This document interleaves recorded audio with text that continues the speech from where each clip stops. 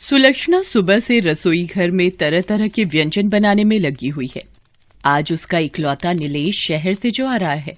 नीलेश की पढ़ाई अभी अभी ही खत्म हुई है और उसे एक कंपनी में सुपरवाइजर की नौकरी भी मिल गई है।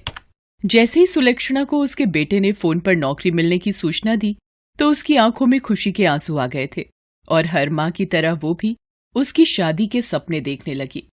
भगवान का लाख लाख शुक्र है बेटा, तेरी नौकरी लग गई। अब तू जल्दी से शादी भी कर ले। क्या माँ, शादी और अभी थोड़े पैसे तो जोड़ लेने दो। फोन पर नीलेश ने अपनी माँ की बात काट दी, लेकिन सुलक्षणा ने तय कर लिया था कि जब नीलेश गांव आएगा तो उसे शादी के लिए मना लूंगी। सुलक्षणा ने लगभग सारा खाना तैयार कर लिया था। बस वो नीलेश की पसंद का अचार लाने छत पर जा रही थी, तभी उसके दरवाजे पर एक कार आकर रुकी। उस कार से नीलेश बाहर उतरा। उसे देखकर सुलक्षणा सोचने लगी, नीलेश कार से आया है, पर ये तो हमेशा बस से गांव आता था। मुझसे कहता है कि पैसे जोड़ने हैं, लेकिन खुद बिना मतलब के ये लड़का पैसे बर्बाद करता है। अभी उसकी खबर लेती हूँ। ये सोचकर और बनावटी गुस्सा अपने चेहरे पर लाकर जैसे ही वो बाहर गई तो उसने देखा कि दुल्हन के लिबास में एक लड़की भी कार से उतरी। सुलक्षणा उस लड़की का मुंह घूर घूर कर देख रही थी और सोच रही थी, कौन है ये लड़की? कहीं नीलेश ने इससे शादी तो नहीं कर ली? लेकिन मेरे बिना वो शादी कैसे कर सकता है? सुलक्षणा के दिमाग में कई सारे प्रश्न एक साथ आ जा रहे थे, लेकिन बिना नीलेश के बताए उसे किसी का जवाब तो नहीं मिलना था। तभी नीलेश ने उस लड़की को, जिसका नाम आरती था, उससे कहा कि आरती, ये मेरी माँ है और तुम्हारी सासू माँ। इनके पैर छूकर आशीर्वाद लो। सासू माँ? ये शब्द सुनते ही सुलक्षणा के कान खड़े हो गए। उसके जहन में चल रहे सारे सवालों का जवाब उसे मिल गया था। आरती ने उसके पैर छुए। खुश रहो बेटा, खुश रहो। नीलेश अपनी माँ का चेहरा देख रहा था। उसमें वो अपनी माँ का दर्द महसूस कर सकता था। नीलेश अपनी माँ को अचानक हुई इस शादी के बारे में बताना चाहता था, लेकिन उसके पहले ही उसकी माँ ने अपने मुंह पर उंगली रखकर उसे चुप रहने का इशारा किया और उन दोनों को बाहर ही इंतजार करने को कहा। आरती और नीलेश की समझ में नहीं आ रहा था कि आखिर माँ ने उन दोनों को बाहर क्यों खड़ा कर दिया। कुछ ही देर में सुलक्षणा अपने हाथों में आरती का थाल लेकर आई, फिर बहू की आरती उतारी, फिर वो दोनों घर के अंदर आए। माँ, तू नाराज तो नहीं है ना? शादी जैसा इतना बड़ा फैसला मैंने तेरे बगैर ले लिया। बिल्कुल नाराज हूं। तुमने चुपके से शादी कर ली, अपनी माँ को भी नहीं बताया। अरे, एक माँ के भी तो कुछ अरमान होते हैं। वो माँ जी, तुझसे कोई नाराजगी नहीं है बेटी, बस इस नालायक से है। सुलक्षणा की बात को सुनकर आरती का मन थोड़ा शांत हुआ। उसके बाद उन दोनों ने अपनी कहानी बतानी शुरू की। दोनों एक दूसरे को कॉलेज के समय से ही प्यार करते थे। कॉलेज खत्म होने के बाद नौकरी मिलते ही उन्होंने शादी करने का तय किया था। नीलेश को नौकरी मिल भी गई। आरती ने नीलेश के बारे में अपने घर में बताया, लेकिन उसके अमीर पिता ये सब सुनकर आग बबूला हो गए और उन्होंने आरती की जबरदस्ती शादी का प्लान बनाया। वो तो ऐन वक्त पर आरती घर से भाग गई, नहीं तो वो उसकी शादी कर देते। माँ जी, इसीलिए हमें इस तरह से शादी करनी पड़ी। मुझे माफ कर देना बेटा, मुझे अब तुमसे कोई शिकायत नहीं है। उसके बाद सुलक्षणा ने खाना परोसा और सभी ने मिलकर खाया। आरती तो सुलक्षणा के हाथों के अचार की फैन हो गई। माँ जी, मैं ये अचार थोड़ा और ले लूं? मुझे बहुत पसंद आए। सच कहिए तो मैंने शहर में इतना अच्छा अचार कभी नहीं खाया। आरती की बात सुनकर सुलक्षणा मुस्कुराकर रह गई। अगले दिन वे तीनों शहर की ओर निकल पड़े।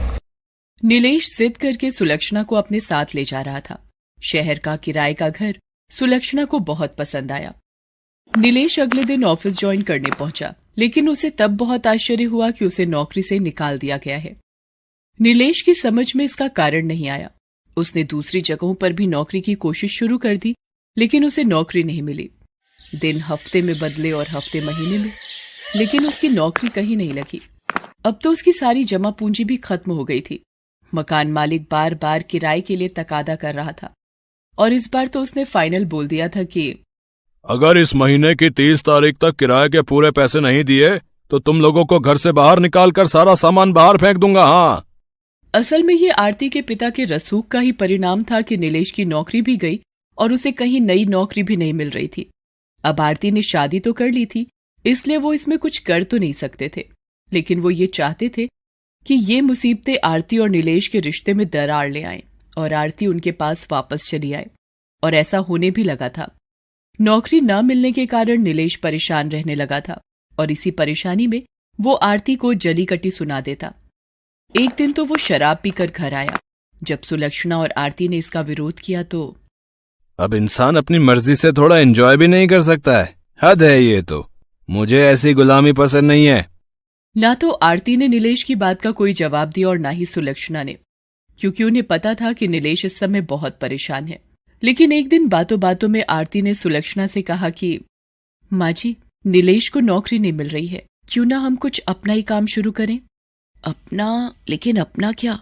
माँ जी, मुझे याद है जब मैं पहली बार आपके घर गई थी तो आपने मुझे अपने हाथ का बना अचार खिलाया था, जिसकी तारीफ करते मैं नहीं थक रही थी।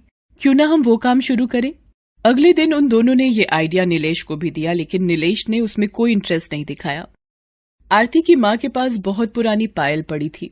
उसने वो पायल बेच दी और अचार के लिए जरूरी सामान खरीद लाई। अचार बनकर तैयार हो गया। फिर दोनों सास बहू उसे बेचने निकल पड़े। किस्मत ने ऐसा साथ दिया कि अचार हाथों हाथ बिक गया और इतने पैसे आ गए कि वो घर का किराया भी दे सकते थे और नए अचार भी बना सकते थे। नीलेश, जो पहले इस काम में बिल्कुल भी इंटरेस्ट नहीं दिखा रहा था, अब उसे अपने व्यवहार और गलती पर अफसोस होने लगा। बेटा, जीवन परीक्षा का नाम है। जब तक हम जीवित हैं, ये परीक्षा लेती है। इसका ये मतलब नहीं कि हम परेशान हो जाएं, दुख में हमेशा बैठे रहें, आंसू बहाते रहें, शराब पीना शुरू कर दें। जब तुम बहुत छोटे थे तब तुम्हारे पिताजी का देहांत हो गया था। मुझ पर मुसीबतों का पहाड़ टूट पड़ा था, लेकिन मैं हारी नहीं, खूब लड़ी परिस्थितियों से। आरती इतने अमीर घर से आई है, फिर भी वो तो दे रही है ना तेरा साथ इस बुरे वक्त में। हम सभी को परिस्थितियों से लड़ना होगा, तभी हमारी जीत होगी। धीरे धीरे उनके अचार की चर्चा सब जगह होने लगी। माँ जी, आपके अचार ने मार्केट में कमाल कर दिया है। जिसे देखो वो आपके अचार की चर्चा कर रहा है। आरती, जिस हिसाब से मार्केट में डिमांड बढ़ रही है ना, मुझे लगता है कि हमें कुछ लोगों को काम पर रखना होगा और शायद एक दुकान भी लेनी पड़े। उन्होंने दुकान भी किराए पर ली और कुछ लोगों को किराए पर भी रखा। सफलता का ये सिलसिला चलता ही रहा।